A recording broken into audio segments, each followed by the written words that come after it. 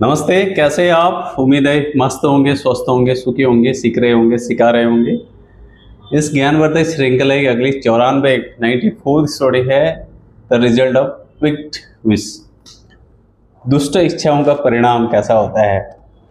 ये बढ़िया रोचक कहानी है, मज़ेदार कहानी है, लेकिन सच्चाई है जो हमारा मन है ये अपने प्रिय विषय में भागता है। एक सबको पता है चीज़ें।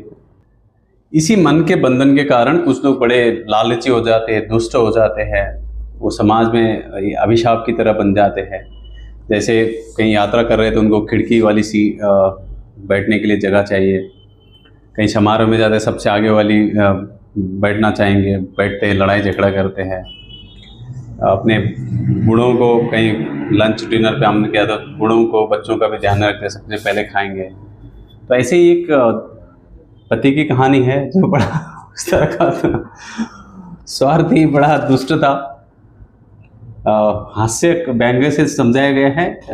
एक बार ऐसा होता है कि एक बहुत प्रिय जोड़ा होता है जो 60 साल तक साथ में रहते और 25-30 साल तक विवाह हो चुका होता है। और उनकी जो पत्नी थी बड़े दयावान, प्रेमवान, बड़े मिलनसार सेवा भाव से उनका सेवा करती है और दोनों में काफ़ी इतने सालों तो एक साथ रहे थे। तो एक बार ऐसा हुआ कि उनकी जिस जोड़े को देख के एक परी प्रसन्न हुई और ऊपर से आके उनको बोला, भाई मैं के जो आपको एक दूसरे के प्रति समर्पण है उसको देख के बहुत प्रसन्न हूँ, क्या मांगते हो मांगो, एक एक वरदान आप दोनों को दे सकती हूँ।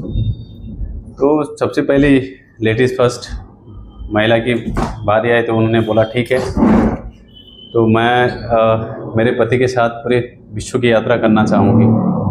तो अगले ही पल चुटकी बजाते परी ने दुनिया भर के टिकट उसके हाथ में रख दिए यात्राओं के। और फिर उसके पति की बारी आई तो उसने बोला, आपको क्या चाहिए, बताओ आपका क्या इच्छा है। तो उस आदमी ने बोला, एक समय सोचने के बाद कि बोला कि मैं अपने से 30 साल छोटी पत्नी चाहता हूँ। तो कमाल ऐसा हुआ कि कुछ ही क्षण में वो 90 साल का बन गया। आप समझ गए कि नहीं इस कहानी को? वो एक्चुअली उस परी के पत्नी बनाना चाहता था, लेकिन हुआ उसका उल्टा, क्योंकि 60 साल की उम्र थी तो उसको 90 साल बना दिया गया। उसकी 30 साल की छोटी पत्नी छोटी रही।